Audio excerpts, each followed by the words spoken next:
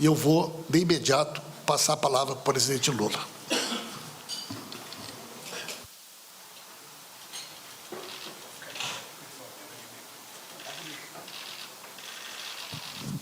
Só para o Cururu olhar para ele ver como eu estou mais elegante que ele. Ficar morrendo de inveja. Olha, primeiro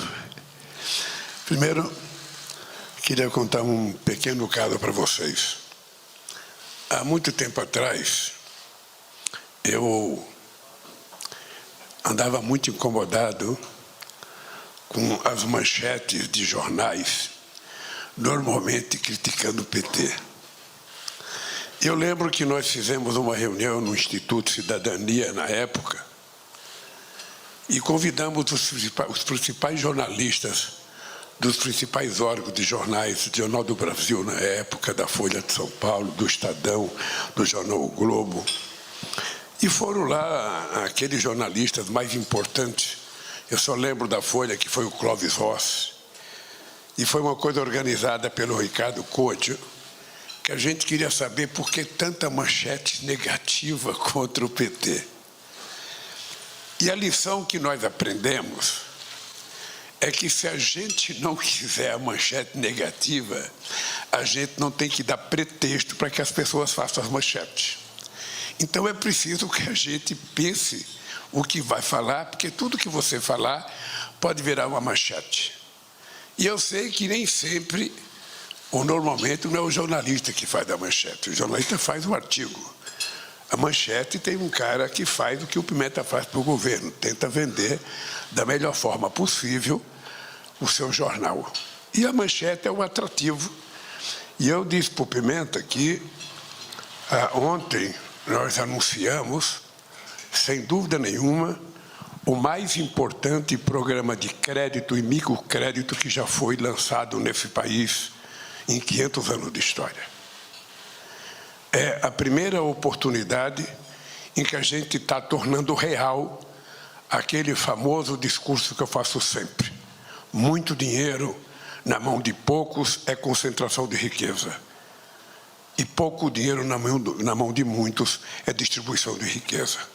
O que nós fizemos foi uma quantidade de crédito, de proposta de crédito, que vai começar a funcionar a partir de agora. Muitos vão entrar em vigor a partir de julho, a partir de agosto. Mas, porque os bancos têm que se preparar, mas é a tese do governo de que ou o dinheiro circula ou a economia não cresce.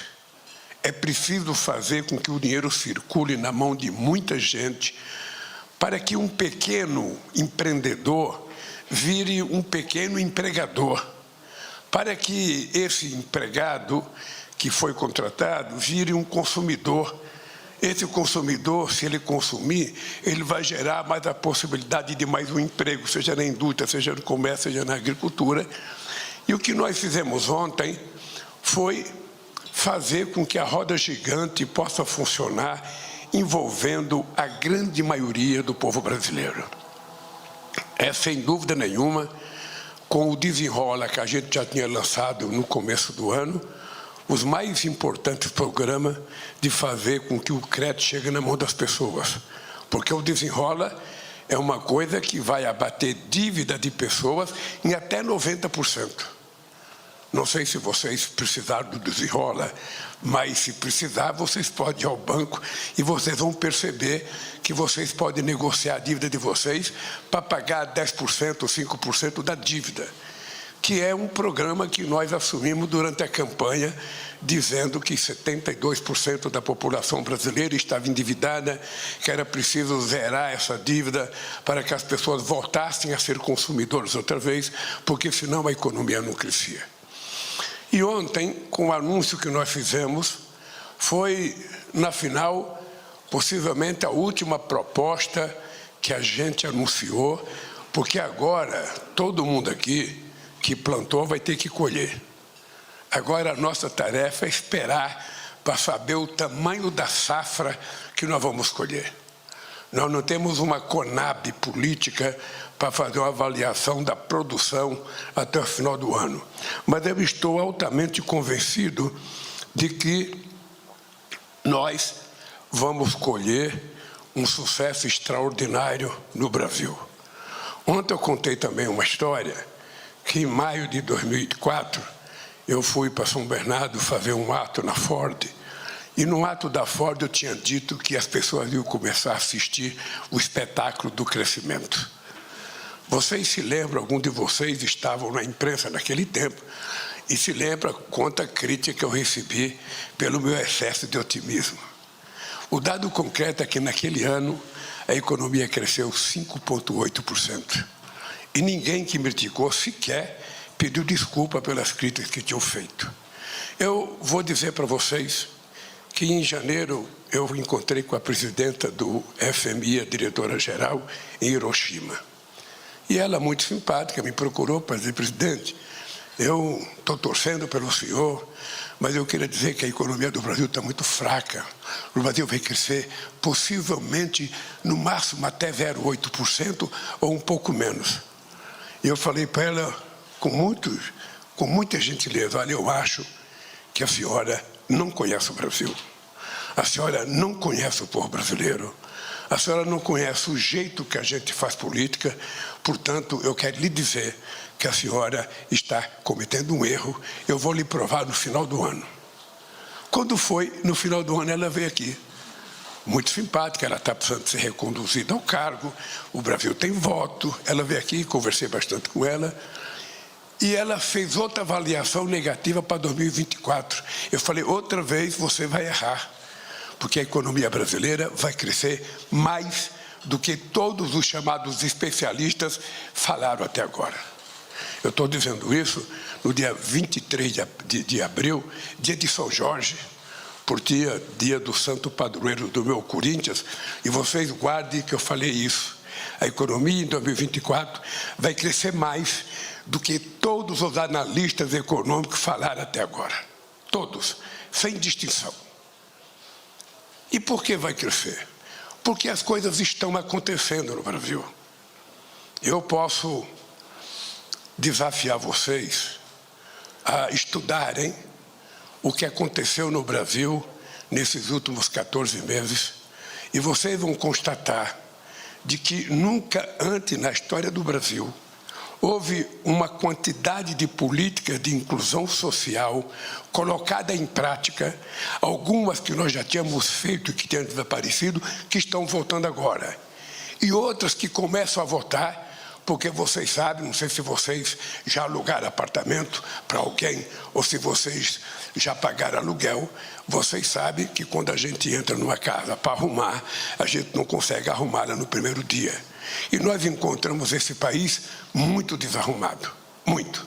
Até hoje, nós ainda temos ministérios que vai precisar fazer concurso para repor parte da quantidade de funcionários que nós tínhamos em 2010.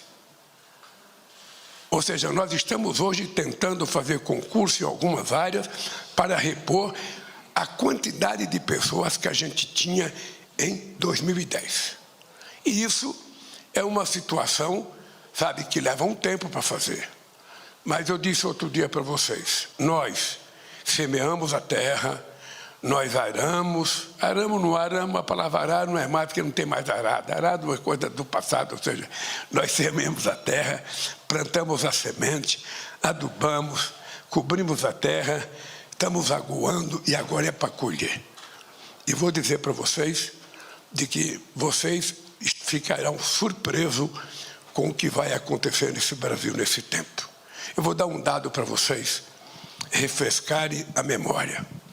Quando eu deixei a presidência da República em 2010, a indústria automobilística brasileira vendia aproximadamente 3.800.000 carros.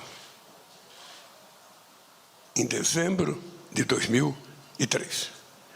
Eu volto, 15 anos depois, a indústria automobilística brasileira estava vendendo 1.800.000 carros. Ele estava vendendo menos da metade do que vendia em 2010.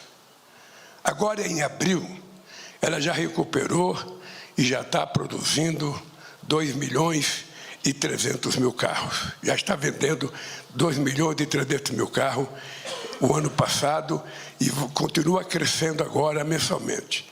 E o que é mais importante é que, em menos de um mês, a gente recebeu anúncios de investimento de 129 bilhões de reais no setor automobilístico, coisa que há muitas décadas a gente não ouvia falar nesse país. O que se ouvia dizer é que a indústria automobilística iria seguir o caminho da Ford e iria embora do Brasil. O que aconteceu é que todas as empresas, todas, sem distinção, anunciaram muito investimento. A última anunciou essa semana um investimento de 4 bilhões e 200 mil reais. Ou seja, numa demonstração de que o Brasil goza hoje de uma credibilidade externa que a gente não tinha nem nos meus primeiros 2 mandatos. A gente não tinha porque a nossa volta e a garantia do processo democrático nesse país gerou uma expectativa extraordinária. Ontem eu recebi uma pessoa que vocês conhecem bem, que é o Slim. Vocês sabem que durante muito tempo foi um dos empresários mais ricos do mundo. Pois o Slim veio dizer aqui que ele está disposto a investir nos próximos anos 40 bilhões de reais no sistema de telecomunicações no Brasil. E de pronto vai começar a investir 17 bilhões de reais. Ontem eu recebi o pessoal de uma empresa de transporte marítimo, que trabalha com o porto, que veio anunciar também um investimento de 17 bilhões no Brasil, 8 bilhões ou 7 bilhões até 2006 e depois o restante, mais 5 anos para frente, para investir nos portos brasileiros. E assim está acontecendo na agricultura. Esses dias eu fui inaugurar um frigorífico em Campo Grande que estava autorizado para vender carne para a China desde 2018. E precisou, eu voltar à presidência desse país para exportar o primeiro container de carne para a China de um frigorífico que estava autorizado desde 2018. Eu tive o prazer de inaugurar a fábrica de hemoderivados em Pernambuco, em Goiânia.